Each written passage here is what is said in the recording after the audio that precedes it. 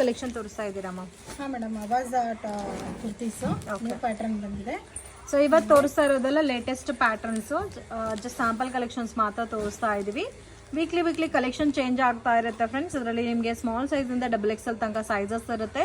So ಯಾರಿಗಾದ್ರೂ bulk quantity ನೀವು sale ಪರ್ಪಸ್ಗೆ purchase ಮಾಡ್ಕೋಬೇಕಾದ್ರೆ definite ಆಗಿ ವಿಸಿಟ್ ಮಾಡಿ. ಇನ್ನೂ ಒಳ್ಳೆ ಪ್ಯಾಟರ್ನ್ಸ್ ಡಿಸೈನ್ಸ್ ಎಲ್ಲ ಕೂಡ ಇದೆ.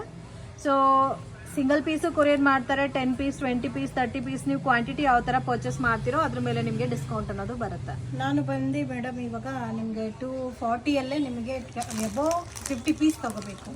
10 ಪೀಸ್ 20 ಪೀಸ್ ತಗೊಂಡ್ರೆ 250 ಆಗುತ್ತೆ. ಎಬೋ 50 ಪೀಸ್ ತಗೊಂಡ್ರೆ 240ಗೆ ಕೊಡ್ತೀನಿ. ಮಾರ್ಕೆಟ್ ಅಲ್ಲಿ ಯಾರು ಕೊಡಲ್ಲ ಮೇಡಮ್. ವಿತಿನ್ ನೀವು ಯಾವ್ದಾದ್ರು ವರ್ಕ್ ಇರೋದಾದ್ರು ತಗೊಳ್ಳಿ, ಸಿಲ್ಕಾರು ತಗೊಳ್ಳಿ, ರೈಲಾನಾರು ತಗೊಳ್ಳಿ, ಯಾವ್ದಾದ್ರು ತಗೊಳ್ಳಿ.